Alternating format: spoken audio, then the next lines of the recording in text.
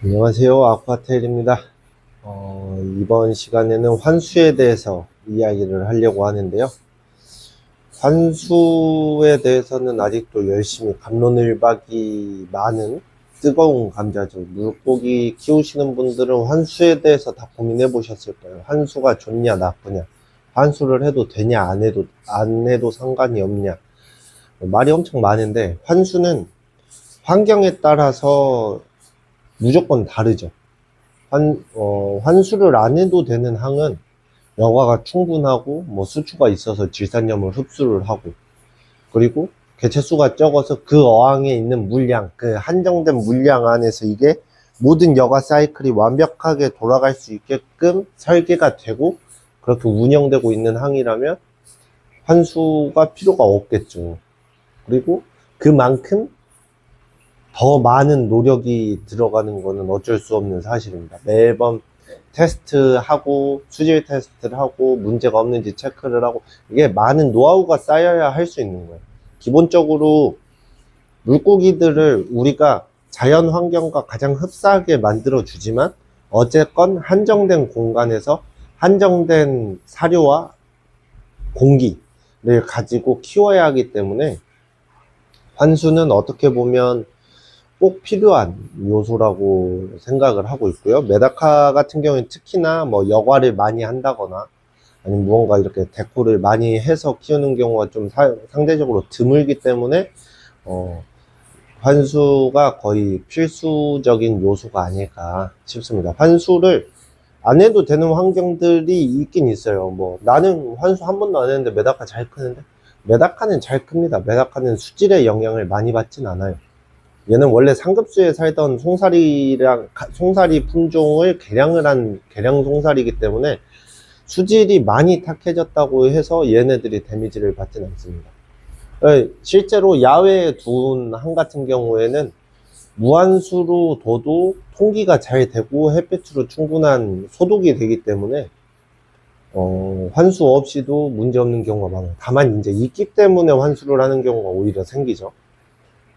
네, 실내 같은 경우는 이야기가 다릅니다. 아무리 메다카라도 실내에서 특히 이렇게 겨울철에 통기량이 많지 않을 때는 당연히 환수를 해줌으로써 그 통기나 광량을 부족한 것들을 보충을 해주는 것으로 생각을 하는 게 가장 편합니다.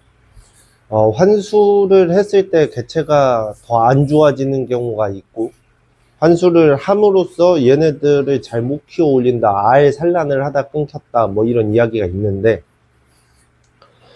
잘못된 환수 방법으로 환수를 하면 당연히 개체가 산란도 끊기고 오히려 더 스트레스를 받고 병 걸리고 이런 경우가 있죠. 그리고 환수를 똑바로 했을 때는 환수량은 사실 의미가 없습니다. 100%를 하든 90%를 하든 10%만 하든 잘 환수를 하면 아무 문제가 없고 오히려 더 도움이 되는 게 정답입니다. 환수를 할 때 슬러지만 빼는, 이제 보통 똥 빼기만 하는 이런 환수만 하면 보통 한 10%, 20% 내외로 다 환수가 완료가 되겠죠. 근데 예를 들어 부직기가 찬 거를 해서 그걸 지우면서 그걸 닦으면서 환수를 한다라고 하면 50%, 70%, 80%까지도 할 수 있습니다. 그럼 올바른 환수법이 무엇이냐? 올바른 환수는 첫 번째 온도입니다. 기존에 어항에 있던 물이 20도인데 새로 수돗물을 갖다 받아서 넣었어요. 근데 수돗물 온도가 뭐 7도, 8도예요. 당연히 쇼크가 오겠죠. 온도가 확 바뀌니까. 그럴 때 가장 많이 병이 생깁니다. 직수로 환수를 하시는 분들은 수온이 최대한 원래 수조의 온도하고 거의 같게끔 만들어서 넣는 게 가장 중요하고, 그래서 가장 초보자분들한테 제일 많이 하는 말이, 사육상자를 두면 그 옆에 이제 페트병이나 이런데 뚜껑을 열어놓은 통에다가 물을 받아놓고 그 물로 환수를 해줘라, 하루 정도 뒀다가. 이게 두 가지 의미가 있는데, 첫 번째는 당연히 우리가 흔히 알고 있는 잔류염소를 완전히 기화시켜서 날려보내기 위한 게 첫 번째고요. 두 번째 같은 경우에는 이 수조와 온도를 같이 하는 겁니다. 그래서 이 물을 바로 집어넣어도 수온은 같기 때문에 의미가 없겠죠. 그러니까 뭐 히터를 단 한 같은 경우에는 논외로 합니다. 히터를 달았으면 그 히터 온도에 맞게끔 물을 맞춰주는 게 가장 중요합니다. 그래서 수온이 최대한 같게끔 해서 들어가는 게 가장 베스트고요. 그 수온이 갭이 많이 나면 오히려 환수를 했을 때 당연히 데미지를 입을 수밖에 없습니다. 특히 열대어 쪽에서 그게 심한데 모든 생물들이 똑같습니다. 메다카도 똑같이 수온 쇼크를 겪으면 더 약해질 수밖에 없어요. 스트레스니까. 그러면서 산란이 끊기고 병이 생기는 원인이 됩니다.